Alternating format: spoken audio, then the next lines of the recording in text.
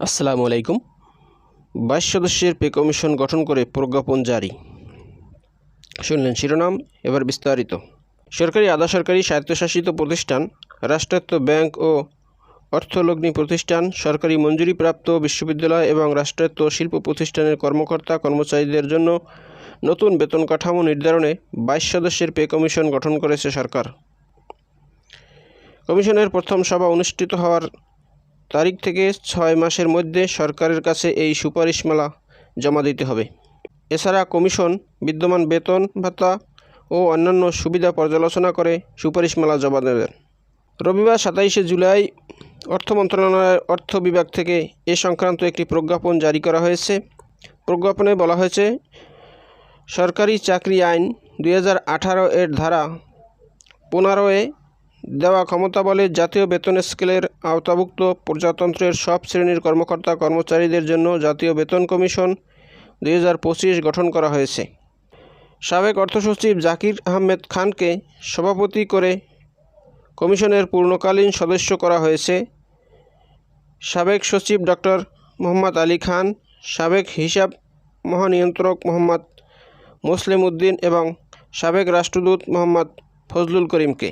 কমিশনের খণ্ডকালীন সদস্যরা হলেন সাবেক মহা হিসাব নিরীক্ষক ও নিয়ন্ত্রক আহমেদ আতাউল হাকিম, সাবেক সরকারি কর্মকর্তা ডক্টর মোহাম্মদ জাহিদ হোসেন, সাবেক সচিব ডক্টর জিশানারা আরাফুন্নেসা, মেজর জেনারেল অবসর AIM মুস্তফা রেজা নূর, বাংলাদেশ ব্যাংকের deputy governor doctor Mohammad Habibur Rahman, সাবেক গ্রেড 1 কর্মকর্তা মিজু তহমিনা বেগম, ঢাকা বিশ্ববিদ্যালয়ের অ্যাকাউন্টিং বিভাগের চেয়ারম্যান অধ্যাপক মোহাম্মদ মাকসুদুর রহমান সরকার, বাংলাদেশ কৃষি বিশ্ববিদ্যালয়ের অ্যানিমেল ব্রিডিং অ্যান্ড জেনেটিক্স বিভাগের প্রফেসর ডক্টর মোহাম্মদ শামসুল আলম ভূঁইয়া, বাংলাদেশ প্রকৌশল বিশ্ববিদ্যালয়ের বুয়েটের ইন্ডাস্ট্রিয়াল অ্যান্ড প্রোডাকশন ইঞ্জিনিয়ার বিভাগের professor doctor AKM Masud, Bangladesh medical বিশ্ববিদ্যালয়ের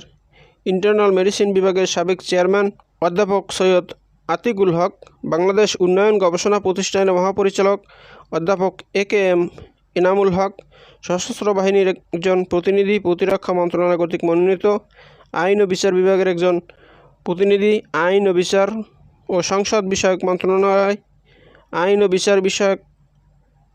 বিচার বিভাগ কর্তৃক মনোনীত জনপ্রশাসন মন্ত্রণালয়ের একজন প্রতিনিধি, জনপ্রশাসন মন্ত্রণালয় কর্তৃক মনোনীত জননিরাপত্তা বিভাগের একজন প্রতিনিধি, স্বরাষ্ট্র মন্ত্রণালয় জননিরাপত্তা বিভাগ কর্তৃক মনোনীত institute of chartered accountant of Bangladesh, president federal of Bangladesh chamber of commerce and industries FBCCI সভাপতি এবং অর্থ মন্ত্রণালয়ের অর্থ বিভাগের অতিরিক্ত সচিব, বাস্তবায়ন আইন ও রাষ্ট্রায়ত্ত প্রতিষ্ঠান।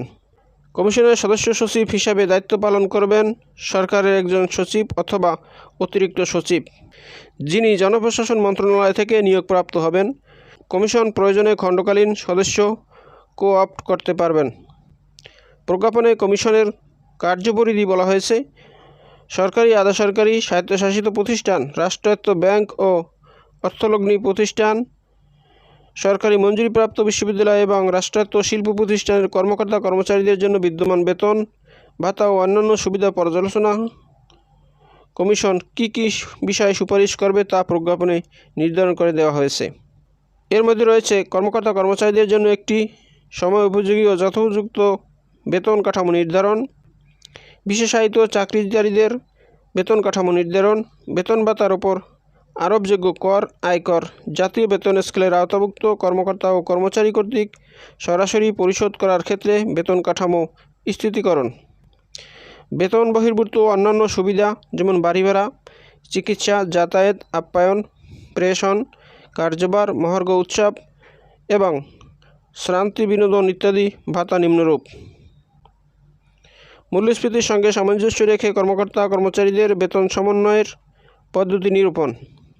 এছাড়াও যথোপযুক্ত বা সময় উপযোগী পেনশন সহ অবসর সুবিধাদি নির্ধারণ, কর্মকর্তা কর্মচারীদের কাজের মান নিরূপণ, মূল্যায়নপূর্বক বেতন ভাতা কাঠামোয় প্রতিফলন, সরাসরি সেবা টেলিফোন, গাড়ি, মোবাইল বিল ইত্যাদি সংক্রান্ত প্রাধিকারগুলো আর্থিক সুবিধায় নগদায়ন এবং রেশন সুবিধা যুক্তিকরণ, উচ্চতর গ্রেড ও ইনক্রিমেন্ট প্রাপ্তিতে বেতনক্রম নিরীক্ষাক্রমে কোনো অসঙ্গতি পরিলক্ষিত হলে তা দূরীকরণের সুপারিশ প্রণয়নে কমিশন যেসব বিষয় বিবেচনা করবেন সেগুলো হলো: পিতামাতা সহ অনূর্ধ্ব 6 জনের একটি পরিবারের জীবনযাত্রার ব্যয়, অনূর্ধ্ব 2 সন্তানের শিক্ষা ও স্বাস্থ্য খাতে ব্যয়, দেশের অর্থনৈতিক প্রবৃদ্ধি, সরকারের সম্পদ পরিস্থিতি, প্রশাসনিক ও নিরাপত্তা ব্যবস্থার জন্য সম্পদের প্রয়োজনীয়তা, সংশ্লিষ্ট সংস্থা প্রতিষ্ঠানের আয় ব্যয় অবস্থা, দারিদ্র্য নিরসনের উদ্দেশ্যে প্রয়োজনীয় সম্পদ যোগান ও ক্রমান্বয়ে স্বনির্ভরতা অর্জনের উপায়, প্রশাসনে মেধাবী ও দক্ষ কর্মকর্তা নিয়োগ এবং কর্মচারীদের দক্ষতা ও কর্মোদ্যোগ বৃদ্ধি করে সেবার মান উন্নয়ন। শুনলেন 22 সদস্যের পে কমিশন গঠন সম্পর্কে বিস্তারিত। বন্ধুরা, এরকম আপডেট ভিডিও পেতে চাইলে আমার চ্যানেলটি সাবস্ক্রাইব করে রাখুন এবং ভিডিওটি শেয়ার দিয়ে অন্যদের দেখার সুযোগ করে দিন। তো ভালো থাকুন, সুস্থ থাকুন, আবার কথা হবে নতুন কোনো ভিডিওতে। সে পর্যন্ত শুভকামনা রইল। আসসালামু আলাইকুম।